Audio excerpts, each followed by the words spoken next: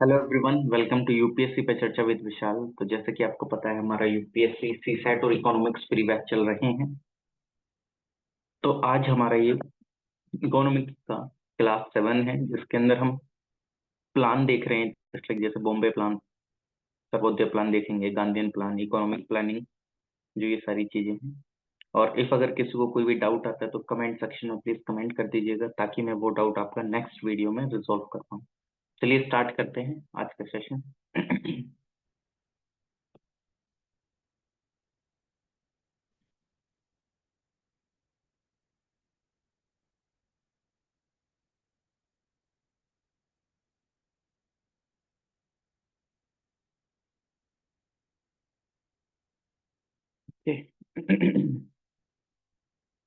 तो आज हम देखेंगे बॉम्बे प्लान।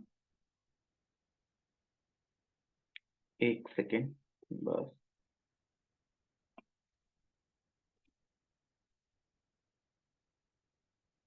आज हम देखेंगे बॉम्बे प्लान,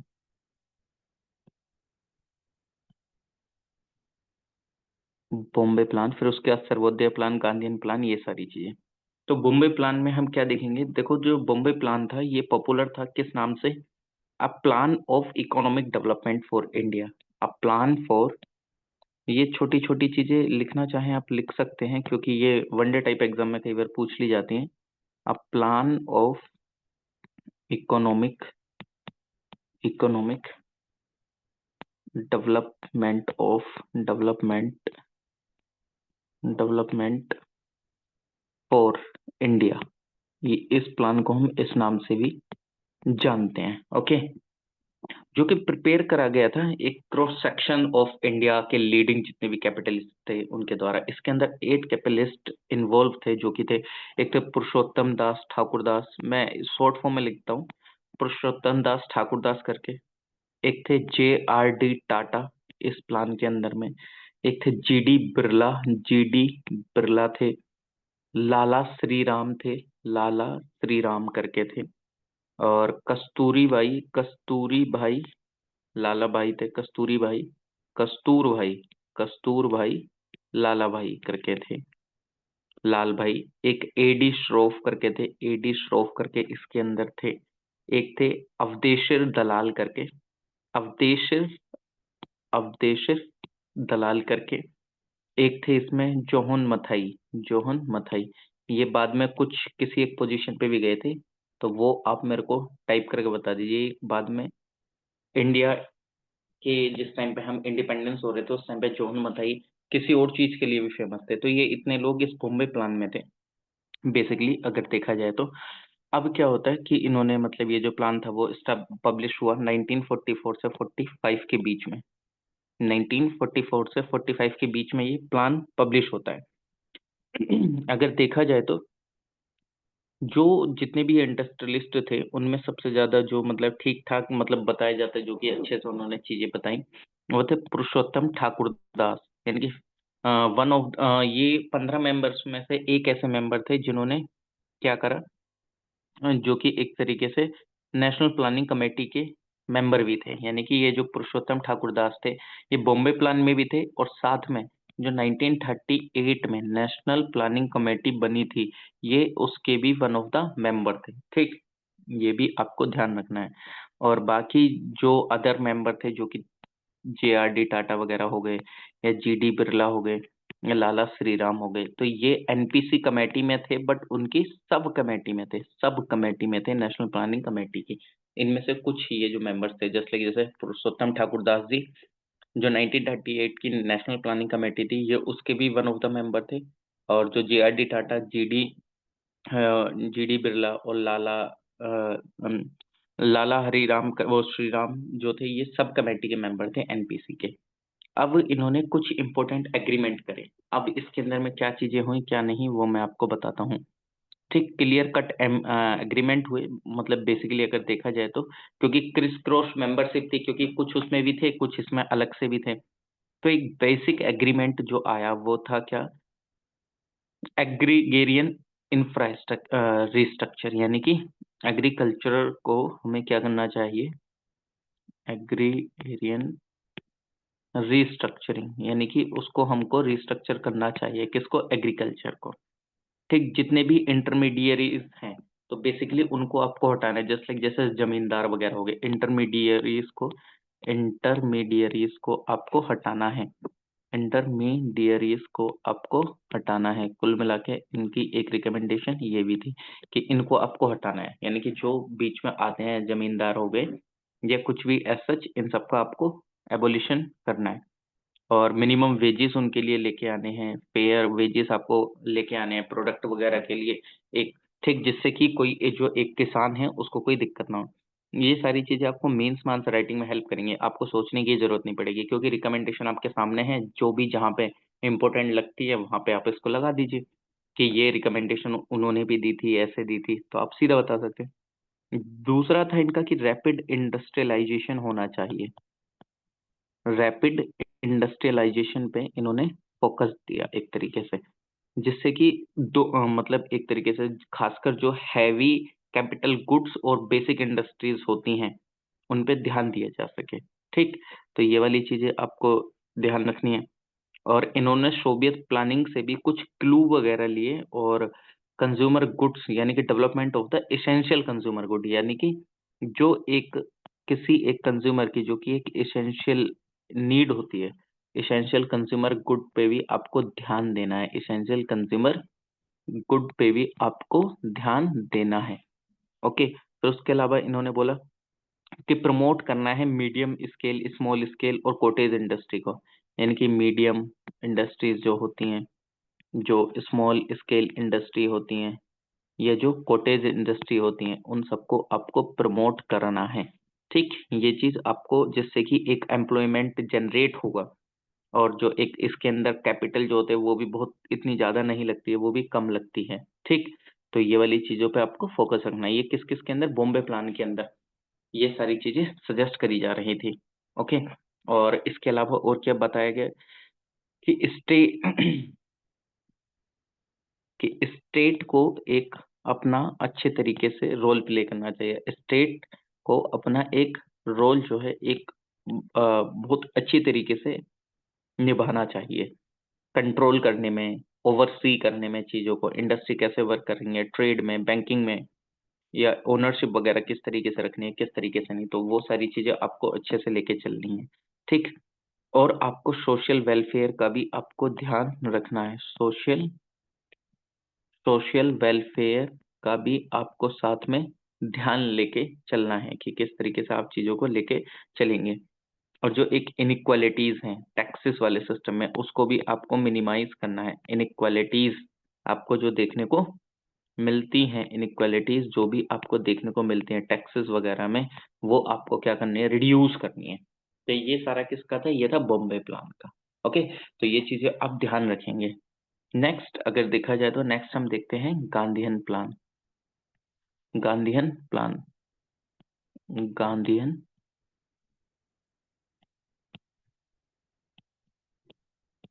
गांधीयन प्लान। ठीक, गांधीयन प्लान के अंदर में क्या था क्या नहीं वो मैं आपको बताता हूँ। सीधा सीधा आपको समझ में आ गया होगा कि इसके अंदर गांधी जी की एक थिंकिंग को लाया गया। ठीक, और ये कौन लेके आए थे इस गांधीयन प्लान को? श्रीमन नारायण अग्रवाल। श्रीमन नारायण अग्रवाल जी इस प्लान को लेके आए थे। श्रीमन नारायण अग्रवाल जी इस प्लान को लेके आए थे, यानी कि जो कि गांधी जी की थिंकिंग पे, जी से गांधी जी की थिंकिंग के ऊपर बेस्ड था, यानी कि जो गांधी जी चाहते थे एक तरीके से उनकी थिंकिंग के ऊपर ये वेस्ट था। तो इन्होंने बेसिकली, ऑब्वियसली बात है, इनका जो मोर एम्फेसिस रहा वो एग्रीकल्चर पे रहा, यानी कि एग्रीकल्चर को हमें बढ़ावा देना है, क्योंकि गांधी जी भी चाहते थे स्वदेशी ना।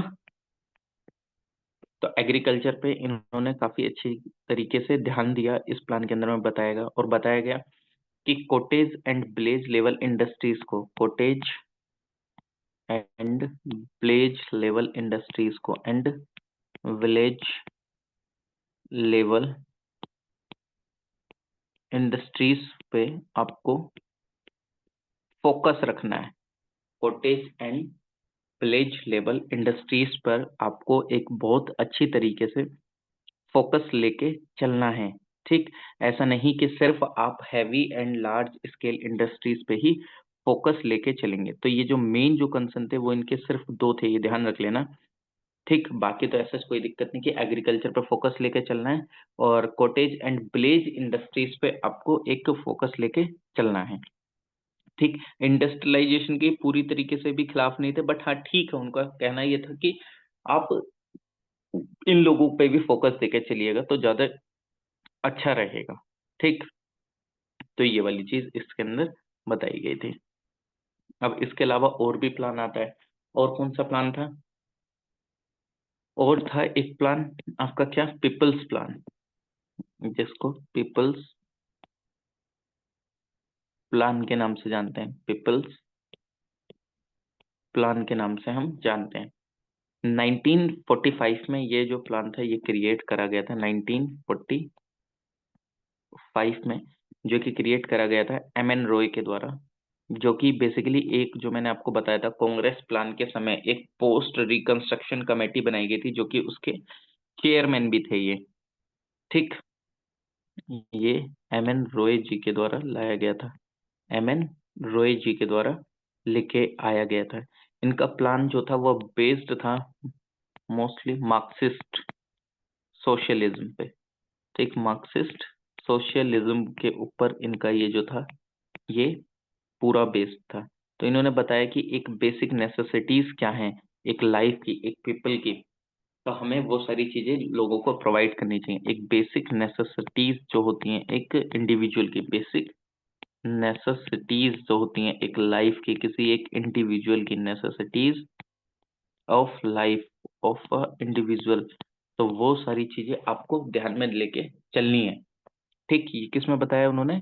पीपल्स प्लान के अंदर में एग्रीकल्चर, और इन्होंने ये बोला कि एग्रीकल्चर और इंडस्ट्रियल सेक्टर को, दोनों को इक्वली इन्होंने हाईलाइट करा। बेसिकली इन्होंने बोला कि दोनों पे ही बराबर फोकस देके चलना चाहिए, चाहे वो एग्रीकल्चर है या इंडस्ट्री है, आपको दोनों को इक्वली इक्वली लेके चलना चाहिए। ऐसा नहीं कि आप किसी एक पे ज्यादा फोकस कर दे तो दूसरा रह जाए, या दूसरे पे ज्यादा फोकस कर दे तो तीसरा रह जाए। आपको दोनों को एकदम बराबर लेके चलना है। ठीक, तो ये इनके द्वारा बताया गया था। तो ये चीज आपको ध्यान रखने की, किसने कौन से प्लान में क्या करा क्या नहीं। ओके, नेक्स्ट आता है हमारा सर्वोदय प्लान। सर्वोदय प्लान, ये चीजें मेंस में काम करती हैं सर, और इनको इतना डिटेल में कोई पढ़ाता नहीं है और हम लोग भी नहीं पढ़ते हैं स्टार्टिंग में। ठीक, बट ये काम करते हैं जिस टाइम पे आपको कोई रिकमेंडेशन देना हो या कहीं पे आपको वे फॉरवर्ड लिखना हो, तो वे फॉरवर्ड में ये सारी चीजें ध्यान आ जाती हैं। तो आपका जो एक वे फॉरवर्ड है वो एकदम सेटिस्फाइंग हो जाता है जिस टाइम पे आप लिख देते हैं कि हाँ ये जो चीज थी रिकमेंड करी गई थी उस वाले प्लान में भी इस तरीके से, इफ अगर कोई क्वेश्चन आ जाता है तो। सर्वोदय प्लान, जैसे ही एनपीसी की रिपोर्ट आती है या पब्लिश होती है, एनपीसी की रिपोर्ट आने के बाद गवर्नमेंट क्या करती है, वो 5 ईयर प्लान पे एक ब्लूप्रिंट लेके आती है कि एक 5 ईयर प्लान करके हम लेके चलेंगे, जो कि फॉर्मुलेट करा गया था किसके द्वारा? जो हमारे सोशलिस्ट लीडर थे, जयप्रकाश नारायण, जयप्रकाश जय जय प्रकाश प्रकाश नारायण जी के द्वारा, ये प्रिपेयर करा गया था। ठीक, जयप्रकाश नारायण जी के द्वारा ये सर्वोदय प्लान प्रिपेयर करा गया था, जो कि पब्लिश्ड हुआ था 1950 के अंदर में, 1950 के अंदर में।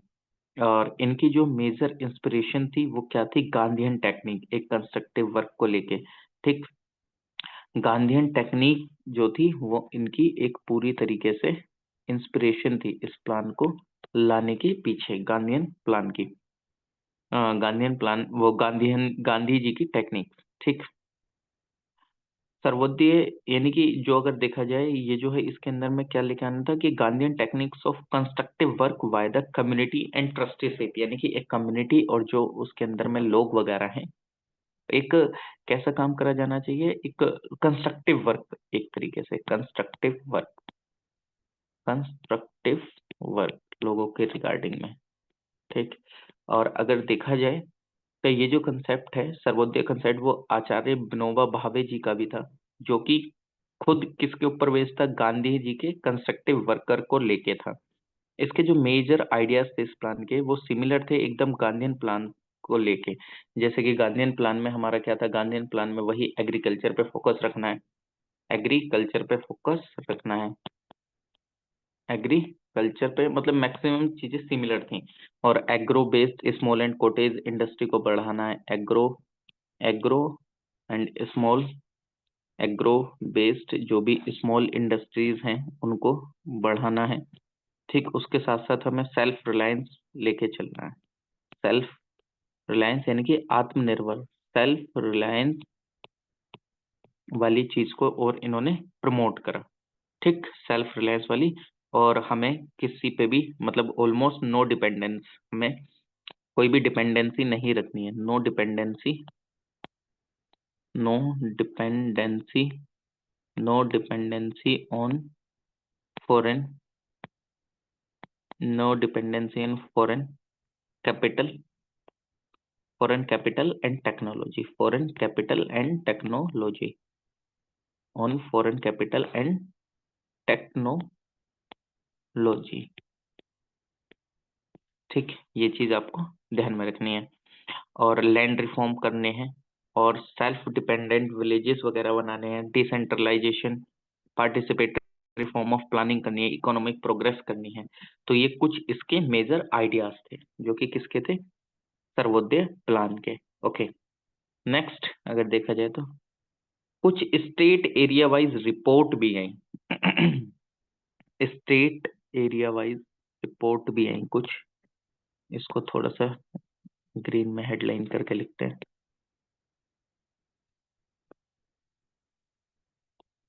स्टेट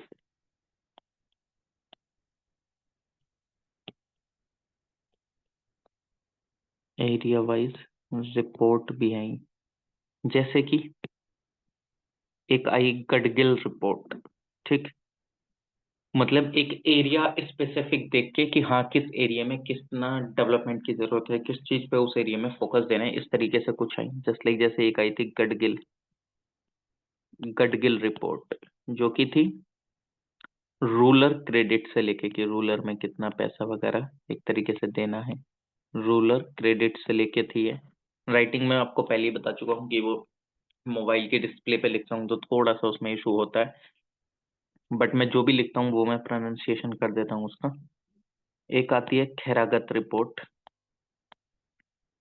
एक आती है आपकी खैरागत रिपोर्ट, जो कि थी एग्रीकल्चरल डेवलपमेंट से रिलेटेड, जो कि थी agricultural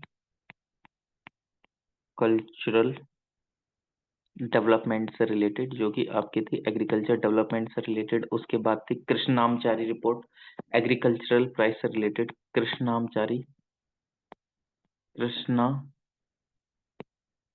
Krishnamachari report, Krishnamachari,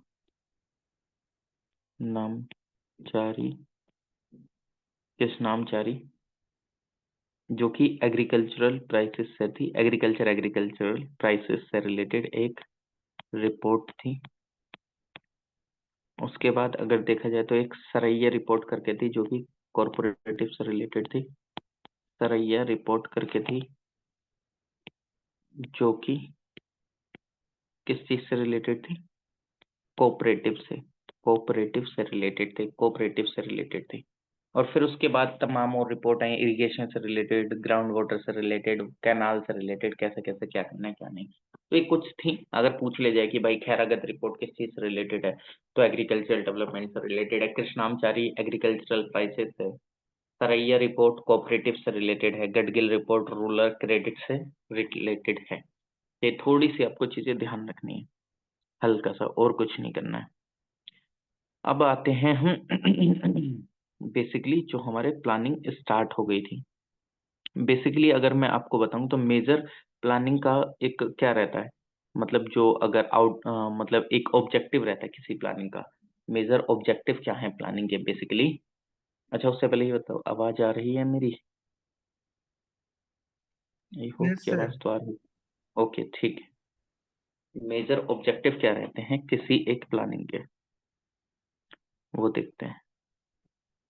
major objective, तभी हम 5 ईयर प्लान वगैरह को अच्छे से देख पाएंगे।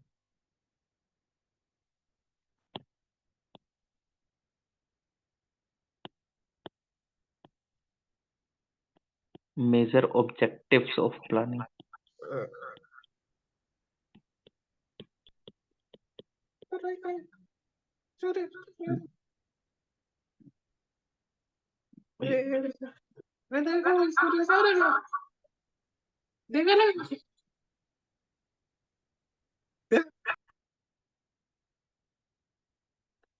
ठीक, तो जो मेजर ऑब्जेक्टिव रहते हैं किसी प्लानिंग के, वो क्या क्या रहते हैं? जो कि सबसे पहला क्या रहेगा कि उसके अंदर में इकोनॉमिक ग्रोथ हो। किसी भी एक प्लान को आप लेके आ रहे हैं तो उसके अंदर में एक इकोनॉमिक ग्रोथ आपको देखने को मिले। इकोनॉमिक ग्रोथ आपको देखने को मिले। Second, poverty alleviation. पॉवर्टी यानी कि आपको गरीबी को हटाना है। ठीक, ये आपकी मेंस के आंसर राइटिंग के अकॉर्डिंग आपको भी चीजें बहुत हेल्प करेंगे। पॉवर्टी एलिवेशन करना है, एम्प्लॉयमेंट जनरेशन करना है। एम्प्लॉयमेंट जनरेशन होना चाहिए, एम्प्लॉयमेंट जनरेशन होना चाहिए उस प्लानिंग से, तभी उस प्लान का फायदा है। थर्ड, कंट्रोल हो सके इकोनॉमिक इनइक्वालिटी, यानी कि कंट्रोल करना है आपको, जो कि कंट्रोल इकोनॉमिक इनइक्वालिटी, यानी कि जो कि आपको देखने को मिलती है एक समाज में इनइक्वालिटी, उसको आपको कंट्रोल करना है। एक सेल्फ रिलायंस को आपको फोकस करना है। सेल्फ रिलायंस पे आपको फोकस लेकर चलना है, जिससे कि आप डिपेंडेंसी कम हो सके अदर कंट्रीज पे, और आप अपने आप को इतना सक्षम बना पाओ। और एक और क्या रहता है कि मॉडर्नाइज करना है चीजों को अपने यहाँ पे, से टेक्नोलॉजिकली एडवांसमेंट लेके आना। तो ये एक मेजर ऑब्जेक्टिव रहते हैं एक प्लानिंग के, चाहे वो 5 ईयर प्लानिंग आप बना रहे हैं चाहे कुछ भी बना रहे हैं। ठीक, तो यही सारी चीजें हम इसमें पढ़ते हैं। तो ये कभी आपसे पूछ लिया जाए कि मेजर ऑब्जेक्टिव क्या रहते हैं प्लानिंग, तो ये खासकर आपके मेजर ऑब्जेक्टिव रहते हैं। अब आते हैं प्लानिंग कमीशन पे, जो कि खासकर अगर आप देखें तो प्लानिंग कमीशन अब चला गया है, अब उसकी जगह हमारा क्या आ गया है, नीति आयोग। बट थोड़ा सा फिर भी पढ़ना हमें जरूरी है, क्योंकि कोई चीज चली गई है तो इसका मतलब ये नहीं है कि वो इम्पोर्टेंट नहीं है। प्लानिंग कमीशन,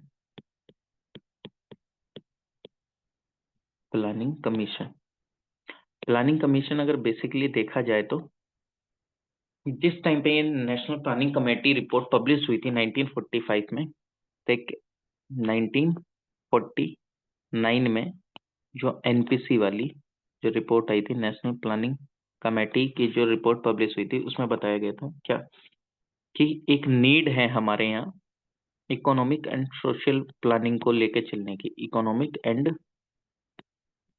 सोशल प्लानिंग को लेके चलने की एक नीड है। ठीक, ये इसमें बताया गया था।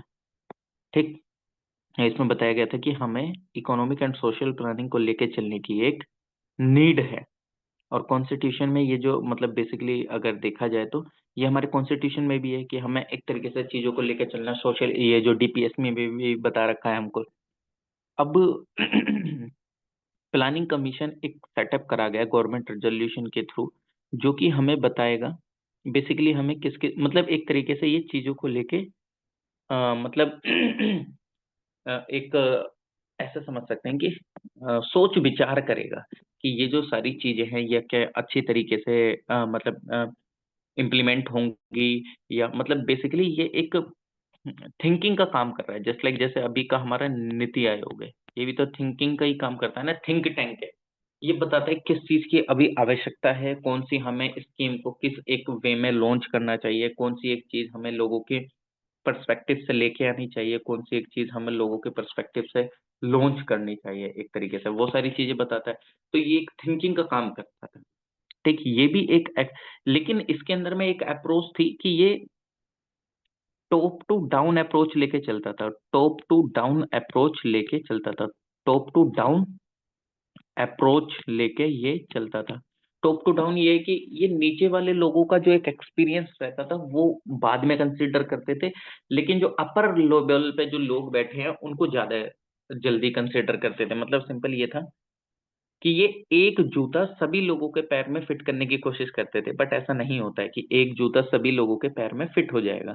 ठीक, जो नीचे एक निचले लेवल स्तर पे है, जो एक पर्सन है उसकी कुछ और रिक्वायरमेंट है, और जो एक अपर लेवल पे पर्सन बैठा है उसकी कुछ और रिक्वायरमेंट है। तो आप ऐसे कैसे कर सकते हैं? ठीक, तो इसी की वजह से तो नीति आयोग निकल के आया था। नीति आयोग की जो एक अप्रोच है वो डाउन टू टॉप अप्रोच लेके है, यानी कि वो पहले नीचे वाले लोगों को लेके चलता है। किसकी अप्रोच है ये है डाउन टू टॉप, किसकी? नीति आयोग की अप्रोच है ये।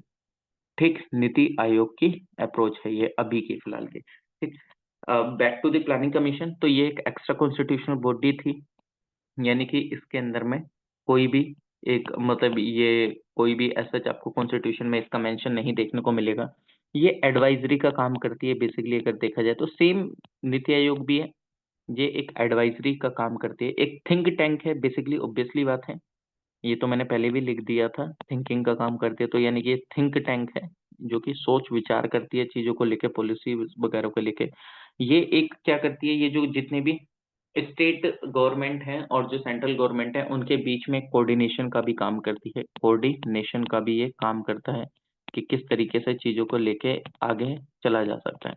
अब जो नीति आयोग है, नीति आयोग भी अभी दो चीजों को लेके आया गया था। नीति आयोग के पास भी ये सारी चीजें थी, ये सारी चीजें हैं, बट नीति आयोग की एक अप्रोच में डिफरेंस है। और सेकंड, नीति आयोग और क्या चीज लेके आया? नीति आयोग दो तरीके की चीजें लेके आया, एक है कोऑपरेटिव फेडरलिज्म, एक है कोऑपरेटिव, एक है कॉम्पिटिटिव, एक है कॉम्पिटिटिव।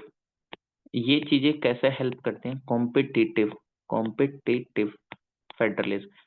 कोऑपरेटिव फेडरलिज्म यानी कि स्टेट एक साथ मिलके काम करने का सोचते हैं, एक साथ थिंकिंग करते हैं, एक साथ चीजों को लेके चलने का सोचते हैं। कंपटीशन में ये है कि हर एक कोई एक दूसरे से आगे निकलना चाहेगा, और जब कोई हर एक दूसरे से आगे निकलना चाहता है तो वो मेहनत ज्यादा करता है, मेहनत ज्यादा करता है तो अल्टीमेटली स्टेट का डेवलपमेंट होगा। एक मान लीजिए कि उत्तर प्रदेश महाराष्ट्र से आगे निकलने की कोशिश करे, या महाराष्ट्र उत्तर प्रदेश से आगे निकलने की कोशिश करे, तो अल्टीमेटली उसी तरीके के वो क्या करेगा? वो कदम उठाएगा। ठीक, उसी तरीके के वो स्टेप्स लेगा, तो इनडायरेक्टली फायदा किसको होगा? स्टेट को फायदा होगा। तो ये दो तरीके के फेडरलिज्म है। अभी आपको पता होगा ना, नीति आयोग तमाम तरीके की रिपोर्ट निकालता रहता है, तो वो कॉम्पिटिटिव फेडरलिज्म ही तो पता चलता है उससे। उसमें हर एक स्टेट की अलग अलग रैंकिंग आती है, तो फिर दूसरा जो स्टेट की लो रैंकिंग रहती है तो वो सोचता है मुझे और अच्छी तरीके से करना चाहिए चीजों को, तो फिर वो कॉम्पिटिटिव फेडरलिज्म इनडायरेक्टली हेल्प किसको कर रहा है? स्टेट को। कोऑपरेटिव फेडरलिज्म तो कर ही रहा है, क्यों? क्योंकि साथ में मिलके चलती है काफी सारी चीजें, काफी सारे जो स्कीम्स वगैरह है वो स्टेट एक दूसरे की हेल्प लेके भी चलाते हैं। तो नीति आयोग दो तरीके के फेडरलिज्म भी प्रमोट कर रहा है, थिंक टैंक होने के साथ साथ। ओके, तो इस चीज को आपको ध्यान में रखना चाहिए। चलिए, आई होप कि आप इस चीज को ध्यान में रखेंगे। ओके, अब आप लोग मेरे को इतना जरूर बताइए कि इसके अंदर में चेयरमैन कौन होते हैं, इसके अंदर में मेंबर कौन कौन होते हैं, कौन नहीं होते हैं। ये आपको कमेंट सेक्शन में कमेंट करना है, आपको मैं कल बताऊंगा, क्योंकि ये सारी चीजें जो है ये आप लोगों को पता होनी चाहिए। क्योंकि इफ अगर आप ये चीज कर रहे हैं तो आपको नीति आयोग के बारे में कुछ डिटेल कमेंट सेक्शन में कमेंट करनी है। ठीक, कि कौन उसके चेयरमैन होते हैं, कैसे उनका मतलब टोटल कितने मेंबर होते हैं, अपॉइंट किसके द्वारा करे जाते हैं, ये आप कमेंट सेक्शन में कमेंट करेंगे तो आपको भी ये सारी चीजें ध्यान में रहेंगी। ओके, तो आई होप कि आप ये सारी चीजों के बारे में आप कमेंट करेंगे मेरे को। चलिए, नेक्स्ट, नेक्स्ट क्या आ जाता है? एक नेशनल डेवलपमेंट काउंसिल के बारे में हल्का सा मैं आपको बता देता हूँ।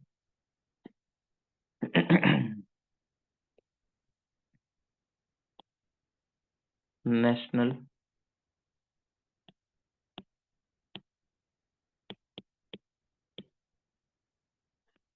डेवलपमेंट, नेशनल डेवलपमेंट काउंसिल के बारे में। नेशनल डेवलपमेंट जो काउंसिल थी वो सेटअप हुई थी 6 अगस्त 1952 को। 6 अगस्त 1952 को ये सेटअप हुई थी। 6 अगस्त 1952 को सेटअप हुई थी एक रेजोल्यूशन के द्वारा, कैबिनेट सेक्रेटरी के, कैबिनेट सेक्रेटेरिएट के द्वारा।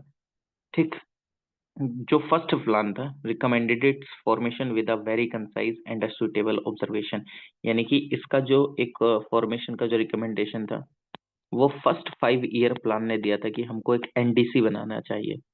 फर्स्ट 5 ईयर प्लान ने इसके बारे में रिकमेंडेशन दिया था। अभी आगे हम फर्स्ट ये 5 ईयर प्लान भी पढ़ेंगे, क्योंकि गवर्नमेंट फिर 5 5 ईयर्स के गैप में प्लान लाने लगी थी।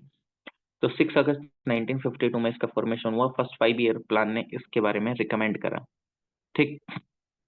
अब बेसिकली इसके सेटअप करने के क्या कारण थे क्या नहीं, वो मैं आपको बताता हूँ, मतलब ये किस लिए लाई गई।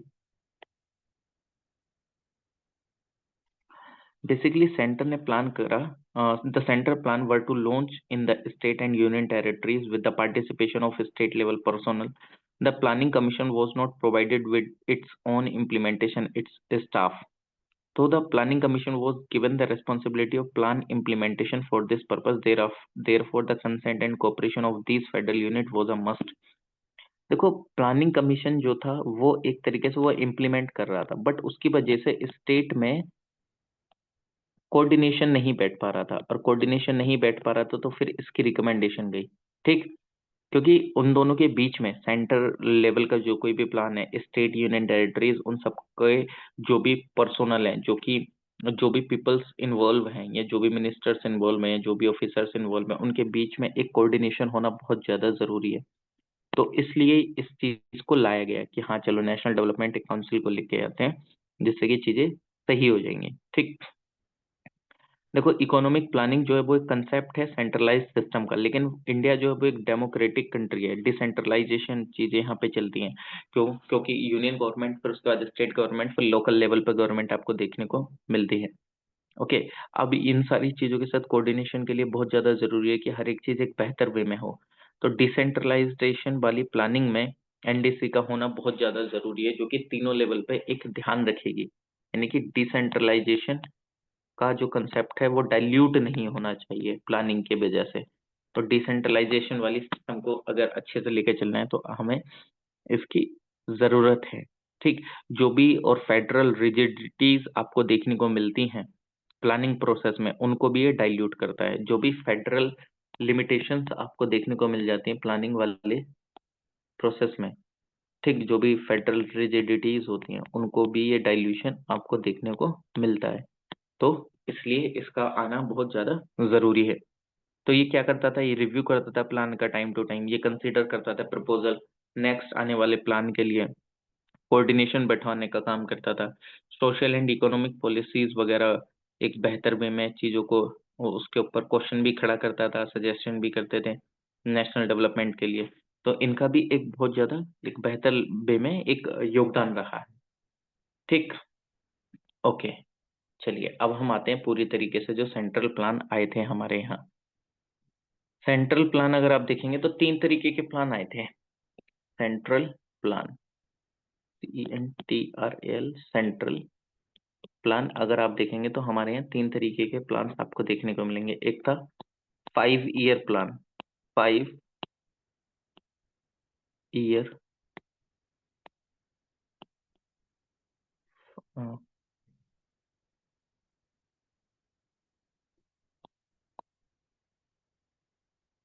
5 ईयर, 5 ईयर प्लान। ठीक। सेकंड था 20 point programme, 20 point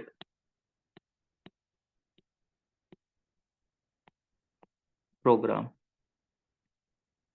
20 point programme करके। एक था member of parliament, MP LAD जिसको बोलते हैं, MP LAD member of parliament local area development scheme, यानी कि ये डेवलपमेंट के हिसाब से। ये हम तीनों चीजें पढ़ेंगे। एमपी लेड स्कीम जो भी आपको पता है कोरोना के टाइम पे थोड़ा रोक दी गई थी, मेंबर ऑफ पार्लियामेंट को पैसा दिया जाता है डेवलपमेंट के लिए। 20 पॉइंट प्रोग्राम भी आया था, 5 ईयर प्लान भी था। तो हम 5 ईयर प्लान से स्टार्ट करेंगे कि 5 ईयर प्लान किस किस तरीके से कैसे कैसे आए थे कैसे नहीं, और क्या उनका इम्प्लीमेंटेशन था। तो हम स्टार्ट करते हैं फर्स्ट प्लान से, जो कि फर्स्ट 5 ईयर प्लान था।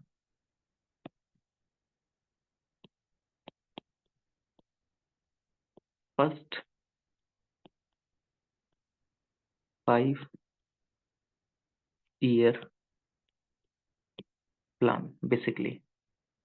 देखो ये 5 ईयर्स के गैप में ये प्लान लाने का एक गवर्नमेंट ने ऑब्जेक्टिव बनाया कि हम कोई एक प्लान लेके आएंगे, 5 ईयर तक उसको इम्प्लीमेंट करेंगे, हम एक टारगेट सेट करेंगे कि हमें इन 5 ईयर्स के अंदर ये टारगेट को अचीव करना है, जिससे कि हम अपनी इकोनॉमी को ग्रोथ मतलब एक इकोनॉमिक ग्रोथ कर सकें, एम्प्लॉयमेंट जनरेशन हो सके, एक बेहतर वे में हम चीजों को लेके चल सकें, ठीक, लोगों की जरूरतों को पूरा कर सकें।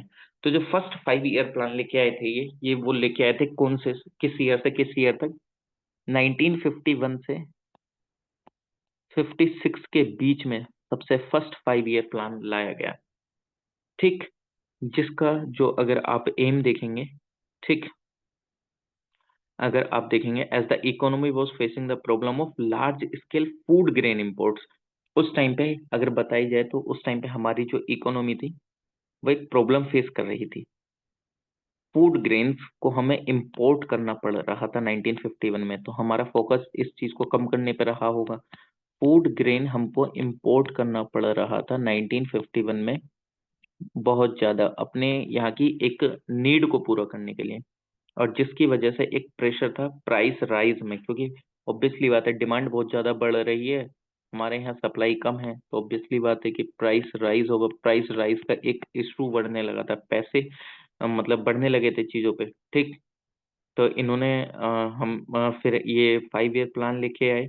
हमारी जो फर्स्ट हाईएस्ट प्रायोरिटी रही वो एग्रीकल्चर पे रही, एग्रीकल्चर पे, कि हमको एग्रीकल्चर पे फोकस रखना है, और एग्रीकल्चर के साथ साथ हमें किस चीज पे फोकस रखना है, हमें इरिगेशन पे फोकस रखना है, इरिगेशन पे फोकस रखना है, और पावर प्रोजेक्ट्स पे हमको फोकस रखना है, पावर प्रोजेक्ट्स पे हमको फोकस रखना है, पावर प्रोजेक्ट्स पे हमको फोकस रखना है।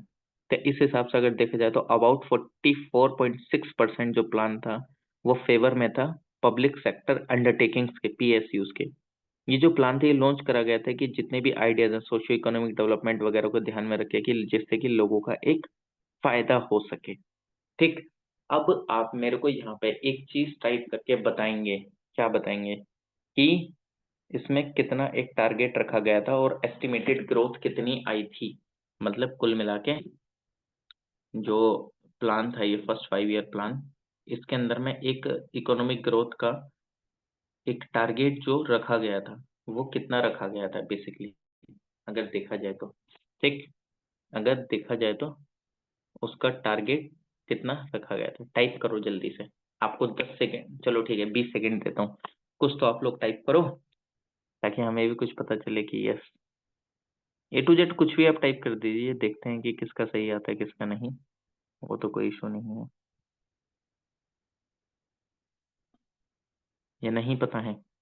अच्छा चलो एक काम करते हैं, क्योंकि आपको भी चीजें ध्यान रहेंगी फिर उस हिसाब से मैं आपको एक टास्क देता हूँ।